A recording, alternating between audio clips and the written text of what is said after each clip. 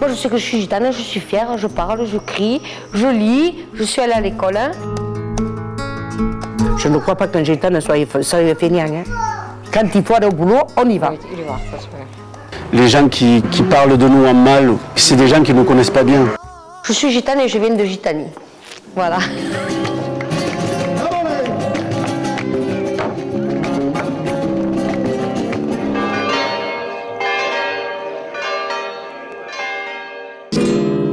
Ô Sainte Marie, Marie, Marie de la mer. Sainte Marie, Marie, Marie de la mer. Sainte Marie, Marie, Marie de la mer. Bientôt commencera la longue procession. Ce que les gens ne comprennent pas, c'est qu'on n'a pas de drapeau, on n'a pas de ville. Nous, le monde entier nous appartient. Parce que les Gitans, les Manouches, tout ce peuple, leur mère patrie, c'est la terre. Donc je suis très fier d'appartenir à la terre.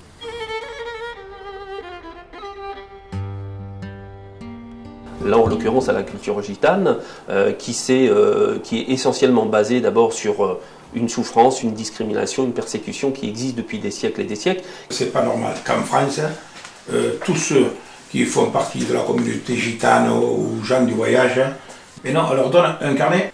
Bon, il y a que tous les 3 mois, il faut aller se faire tamponner, comme si vous étiez un repris de justice. Nous sommes les étrangers de l'intérieur, il ne faut pas l'oublier, hein. Bien sûr, et ça continue encore. Hein. On n'a jamais fait confiance, même aujourd'hui. Ça fait 600 ans qu'on est en France, on ne nous fait pas confiance.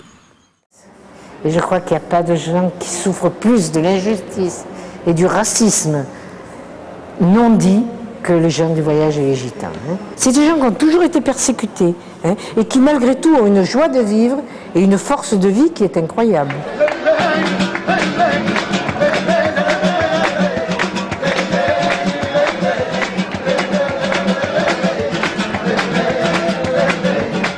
Mais aujourd'hui, moi, j'ai développé justement cette forme de liberté. Parce que dans le monde, c'est le seul endroit, le seul peuple. On est le représentant de la liberté. Moi, je pense que la liberté de tous les gitans, c'est de pouvoir faire ce qu'ils veulent, quand ils veulent, et de pouvoir s'attacher et se détacher des choses aussi facilement que seuls les tziganes peuvent le faire. C'est assez extraordinaire. Le gitan, en principe, c'est pas, comment on appelle ça, qui accumule. On n'a pas besoin d'avoir des millions et des milliards pour manger. Avec le peu qu'on a, on se contente.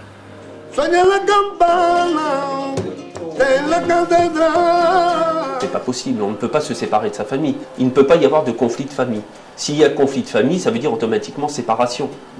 Et ça, c'est pas concevable chez nous.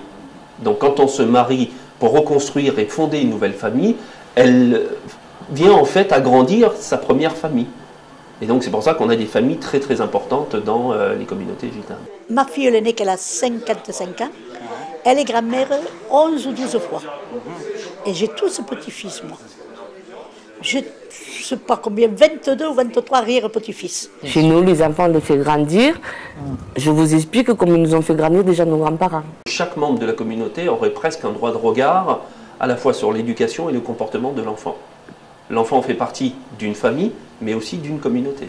Chez nous, les anciens font partie intégrante de la vie de famille. On ne vit pas sans ses parents. C'est la grande philosophie de tous les peuples gitans, j'allais dire, c'est qu'on est toujours les enfants de quelqu'un, même si on est nous-mêmes parents. Et ça, c'est fondamental dans l'approche qu'on a dans la vie en communauté, parce qu'on vit avec toutes les générations réunies. Il y a des enfants gitans qui mettent leurs parents en maison de retraite? Non.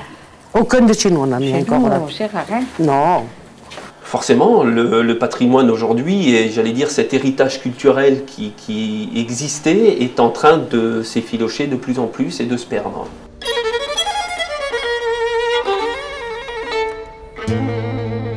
On est tous alphabètes. C'est ça, notre handicap, c'est ça. La transmission de savoir se fait de manière orale, et il faut s'inspirer de cette transmission de savoir-là, ne pas la perdre, au contraire la développer. Je pense que c'est justement intéressant.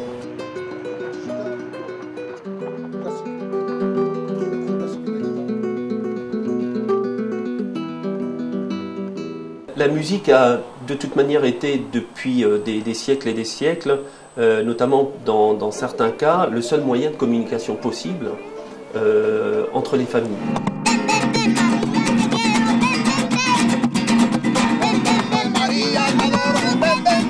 Mon petit, celui-là, José, il a commencé avec son père, il avait une petite guitare, il avait un disque, il faut tourner, et je mettais son disque avec le doigt, il prenait la guitare, et le lendemain il jouait la chanson qu'il y avait sur le disque. Moi je pense que la musique ça s'apprend pas. Ou on l'a, ou on l'a pas. On l'a dans le sang quand on est la musique. Je chantais depuis tout petit, 7 ans comme ça. C'est à l'oreille, nous. On accorde la guitare, on n'a pas besoin d'un accordeur. On est en studio, on n'a pas besoin d'un métronome. Tic, tic, tic. Ça nous gêne à nous, ça. Parce qu'on n'a pas l'habitude avec tout ça. Parce que la tradition de la guitare, elle est aussi importante que le chant dans la rumba. Parce qu'aux États-Unis, ce qui a fait marcher les Gypsy Kings, c'est cette manière de jouer. Nous, on a été en Argentine, on a été partout. Cette manière de jouer, ils ne le font pas. Moi, si je fais ça, c'est la guitare folk. Par contre, si je fais ça,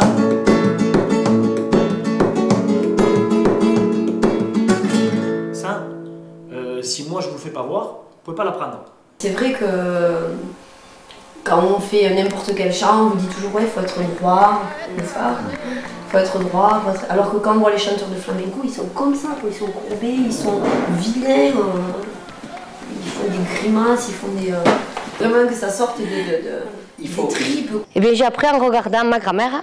Et tout le temps à danser, du matin au soir à danser et elle chantait. C'était une cantaora avant tout. C'est pas du appris d'une académie, bien qu'on apprend la technique dans une académie. Gitana, c'est le côté sauvage et le côté instinctif et ce qui sort des tripes. Voilà. Et le côté flamenco, c'est le côté esthétique et technique. Voilà. La seule chose qu'on a réussi à faire, c'est garder notre patrimoine, notre musique. Bamboleo, bambolea, porque mi tita yo la prefiero vivir así. Parce que tout le monde de nos jours perd ses valeurs. Si bien les Maghrébins, les Français, les Gitans, on les perd, tout le monde les perd. Et nous, ce qu'on veut, garder nos valeurs. On a des leçons à prendre d'eux. Le gitan d'abord nous interpelle par sa différence, mais il nous renvoie à nous-mêmes.